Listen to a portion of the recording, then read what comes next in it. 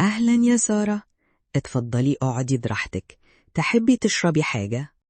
متشكرة يا دكتورة، أنا بس حابة أتكلم شوية. تمام، أنا سامعاكي.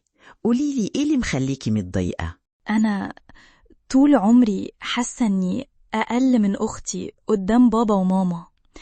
كل حاجة ليها الأول، اللبس، الفلوس، حتى الكلام الحلو، وأنا مهما عملت بحس إني مش باينة قدامهم. ممكن تتخيلي قد إيه اللي بتقوليه ده بيأثر فيكي؟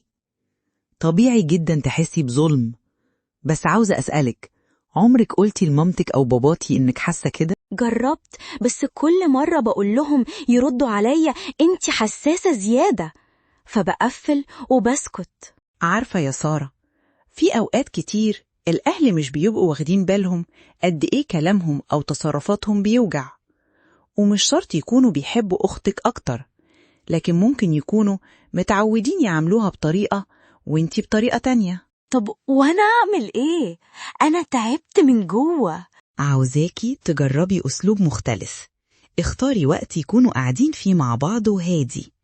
ابتدي كلامك بجملة بسيطة من غير لوم، زي أنا ساعات بحس إني مش واخدة نفس الاهتمام زي أختي، وخليكي مركزة على شعورك مش على غلطهم. يعني أتكلم عن إحساسي من غير ما هاجمهم؟ بالظبط، لأن كده هيسمعوكي من غير ما يحسوا إنك بتهاجميهم، وممكن تلاقي رد فعل مختلف خالص. أنا حاسة إني أول مرة حد فهمني بجد.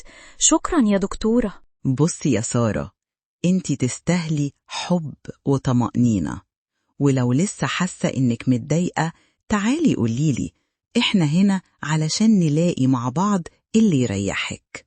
بجد يا دكتورة، أنا حاسة إني ارتحت لما اتكلمت. يمكن أول مرة أحس إن حد سمعني بجد. وهو ده المطلوب يا سارة، إنك تفضفضي وتدي لنفسك فرصة تتحرري من اللي جواكي. انتي أخدتي أول خطوة، ودي أهم حاجة.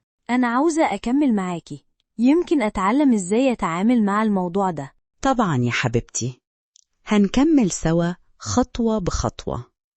اللي يهمني دلوقتي إنك تبقي عارفة إنك مش لوحدك. متشكرة قوي يا دكتورة، حسيت إني اتسمعت بجد.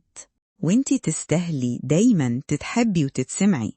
خلي الجلسة دي تبقى بداية جديدة ليكي. نشوف بعض الأسبوع الجاي، ماشي؟ تمام، ماشي يا دكتورة.